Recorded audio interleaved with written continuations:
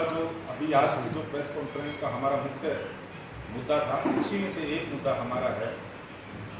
आप सबको पता है लोकसभा की रणभेरी बज चुकी है और जिस तरह से हरियाणा में पिछले 75 सालों से खासकर हमारे समाज की और क्षत्रिय समाज को अनदेखा किया गया, उसी की पीड़ा को लेकर पिछले 2018 से हमने एक मुहिम चला रखी है। हमारी पार्टी राष्ट्रवादी जनलोक पार्टी, जिसके मुखिया श्रीमान शेर सिंह जी राणा हैं, उनके नेतृत्व में हम गांव-गांव, ढाणी-ढाणी गलियों में अपने लोगों को जाके समझाने की कोशिश कर रहे हैं कि हमें भी अपनी राजनीतिक भागीदारी सुनिश्चित करनी है और इसी भागीदारी के तहत हरियाणा की 10 सीटों में से ये हमारी शिकायत भी है, चाहे वो भारतीय जनता पार्टी हो, चाहे वो कांग्रेस हो या फिर कोई अन्य क्षेत्रीय दल हो, क्योंकि ना जनसंख्या के आधार पे और ना योग्यता के आधार पे हमारे को मुकम्मल जगह नहीं मिली किसी भी पार्टी के द्वारा। हर आदमी, हर इंसान, हर वर्ग, हर धर्म, हर जाति अपना सम्मान चाहती है और उसी के तहत हमारे आम जन की जो पीड़ा है वो ये है कि अब की बार हमारे बीच में भागीदारी सुनिश्चित करनी चाहिए। इसी के तहत हमने भिवानी महेंद्रगढ़ लोकसभा और रोहतक लोकसभा दोनों को अपनी योजना में शामिल किया है और असल योजना बनाकर हम चाहते हैं कि यहाँ से हम अपना उम्मीदवार घोषित करें और अपने समाज को इस बात के लिए ना केवल जागरूक करें, बल्कि पूरी कोशिश हमारी ये रहेगी कि अब की बार हम इन राष्ट्रीय दलों को,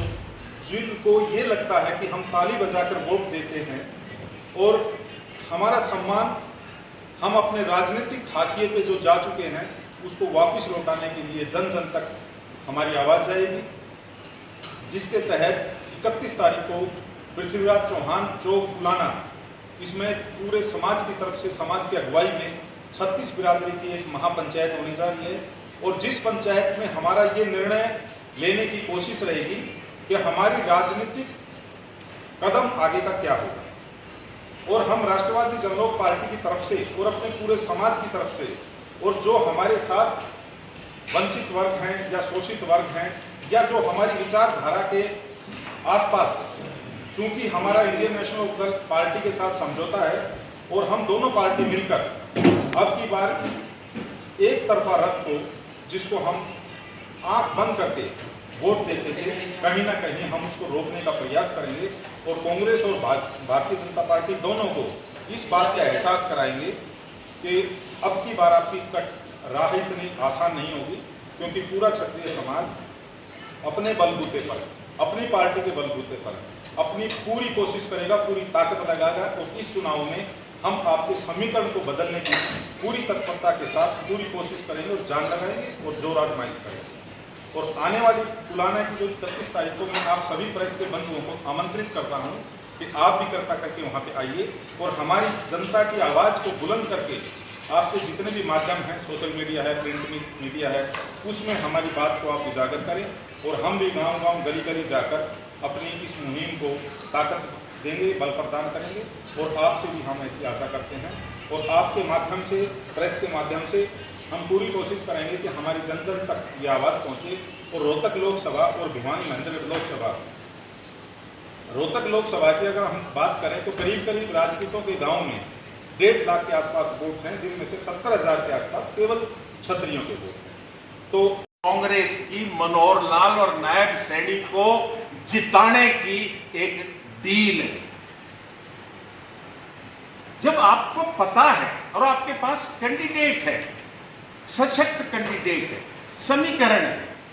कोई कहता है ना कि हम कोई भी पार्टी के हम जाति की राजनीति नहीं करते, महाझूठे हैं, सबसे बड़ा सफेद झूठ बोलते हैं। हम जातिवादी हैं, हमें गर्व है कि हमने अपने राजपूत क्षत्रिय कुल में जन्म लिया, हमें कर्म भी वैसा ही करना चाहिए। आज इस लोकशाही के संकट को देखते हुए हमने ये पहल की है कि नहीं, हमें सामाजिक, राजनीतिक, शैक्षिक, आर्थिक हर मोर्चे पर लड़ाई लड़नी चाहिए। जो लड़ सकता है उसकी मदद करनी चाहिए। हम कहीं हैं सक्षम किसी फील्ड में तो हमें भी उतरना चाहिए। हम माहौल जो आपसे बातें कर रहे हैं कि हम प्रेशराइज करें, पब्लिक खड़ी हो कि ये हो क्या रहा है, जो हमें लगता है कि हम उसमें सफल भी होंगे। और ठीक उसी तरह से भिवानी महेंद्रगढ़ लोकसभा में जहाँ पे हमारे,